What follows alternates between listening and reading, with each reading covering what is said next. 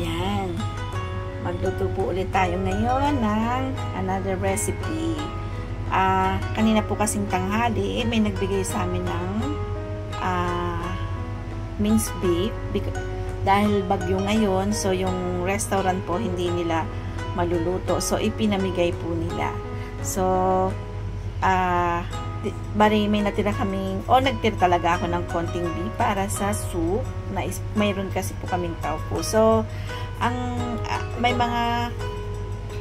mga halo po akong nasa rep namin na pwedeng gamitin.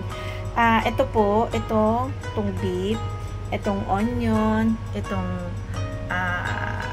patatas at saka tomato. Lahat po ng ayan ay galing dun sa restaurant. Kaysa itapon nila, ipinapamigay po nila. And ang natira kong minced beef ay aking iluluto na soup. Tomato, potato, carrots, onion, at bean curd. Gagawin po natin siyang soup. So, yan yung mga ingredients natin. Tomato, potato, carrots, onion, and tofu, bean curd, and the minced beef. Bali, hiniwa ko na rin po yung aking carrots ng katulad ng patatas. Kasi ito pong patatas na to, pang french fries po nila. So, pinuha ko yung maliliit. Yung malalaki, niluto ko na kaninang tanghali na french fries din. Fried potato. Ito. And yung carrots po, so ginaya ko na rin lang sa aking patatas. Hiniwa ko na rin ng mahahaba. So, simulan na natin ang ating pagluluto ng beef, tomato, potato, carrots with bean curd soup. Haba naman nun. Ano ba talaga? Ayan na. Basta soup siya. Bala na kayong mag-isip. Pero promise to you, masarap po siya kasi lagi namin siyang nilulutong soup. Pero instead na minced beef ang ilagay ko, ang nilalagay po namin ay pork bones or minsan ay isda. Pork bones or isda. And pwede din po yung sliced beef. So, this time kasi mayroon siyang napakaraming minced beef. So, naisip ko na gawin na rin lang na ganito. Sayang naman. So, let's do it. Start cooking. Sana po manood kayo dyan, kay nanay pa, sa mga kananay ko diyan, mga kawaiti ko diyan, sa aking family, sa aking mga kaibigan. Shout out po sa inyong lahat. Po si Nanay Paz maglulutong muli ng panibagong recipe version ni Nanay Paz. Sana po magustuhan nyo. Yan. Igisa natin yung ating ingredients. Konting mantika. Konti lang. Pag-isahan lang natin.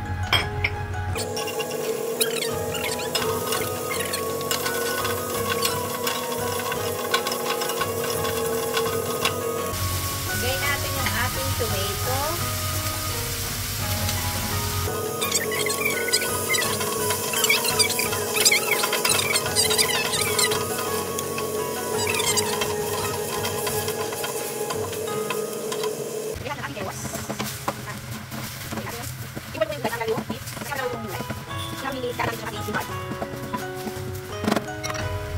Lagyan natin ang sabaw.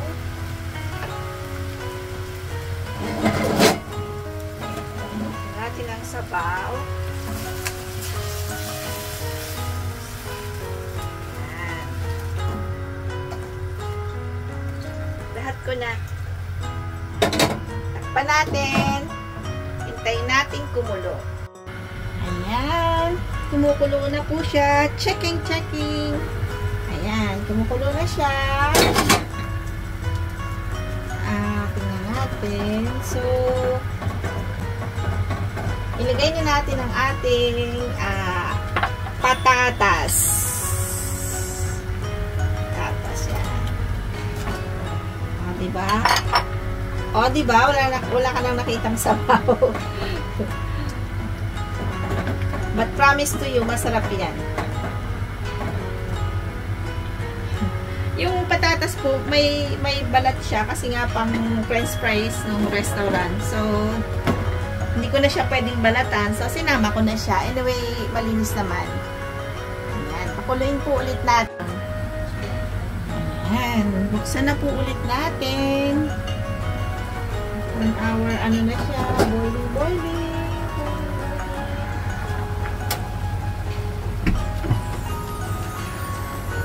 Ihulog natin yung ating beef. Yan. Lagay na po natin yung ating beef. Yan. Itong beef ko po pala ay tinimplahan ko siya ng black pepper, salt, light soy sauce, dark soy sauce, konting oil, and chicken powder. Yan. Para po may lasa siya. Tapos ipatak natin siya ng konti-konti. Yan.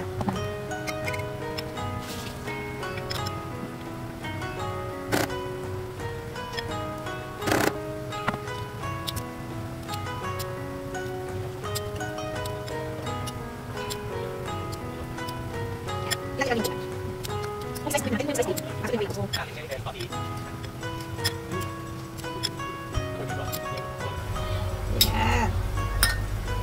Yes. Yan. Para din siyang beef balls, no? Yan. Kuluin natin siya. Ulit. Pakulin po ulit natin sa ating ilagay yung ating bean curd. Yan. Yan. Ang aming soup.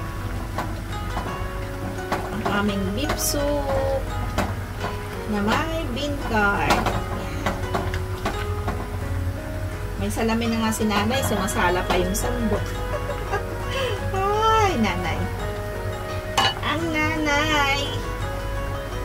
So, lagay na rin natin yung ating bean curd. Yan.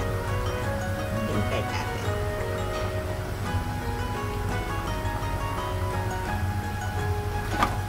Hiniwa-hiwa ko na yan. Yan. Yan. Yes. Gently, gently. Uy, hindi ka ba tinagda ng ano? Boil again for 5 minutes and done. Yan, buksan natin, tikman natin kung may lasa.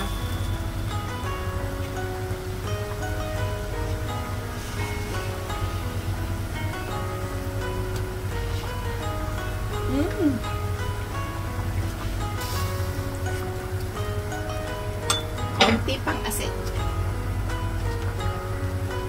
Natin ng konting asin. Konting asin lang ha, kasi may ano siya. May timpla na yung beef. Konting asin. Konting chicken powder. Pampalasa.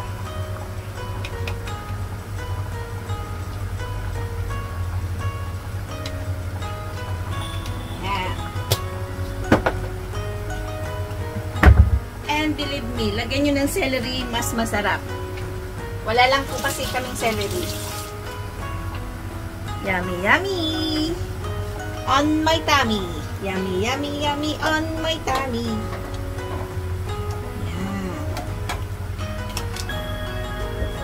Another tikim.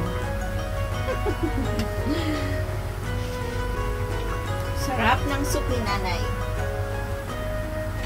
Sarap ng soup ni nanay. Okay na siya. And lagay natin yung ating spring onion sa ibabaw. Yan.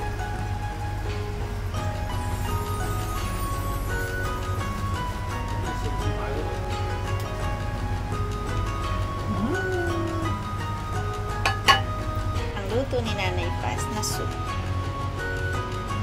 Ito na po ang luto ni Nanay Paz na beef soup na may bean curd, carrots, tomato, and potato. Ayan. Kung magluto po kayo, try nyong lagyan ng celery. Mas masarap po siya. Promise sa you guys, masarap po siya. Sa mga kananay ko diyan, Ayan, kung ayaw kumain ng gulay niyang inyong mga anak, iluto nyo sa soup para kahit sabaw. Okay na siya. Okay. Sa mga kananay ko diyan, shout out po sa inyong lahat. Sa aking mga ka-team, Team Dreamer, shout out po sa inyong lahat. Sa aming 5 Angels, shout out po sa inyong lahat. Sa aking pamilya, sa aking mga pamangkin, kapatid, sister-in-law, brother-in-law, shout out po sa inyong lahat. Sa aking mga tiyahin, mga kapinsanan, na nanonood ng aking video, shout out po sa inyong lahat. Hanggang sa muli, sa mga hindi pa nagsusubscribe, mag-subscribe na po kayo kay Nanay Paz. At salamat po muli. Thank you for watching. God bless us all. Bye!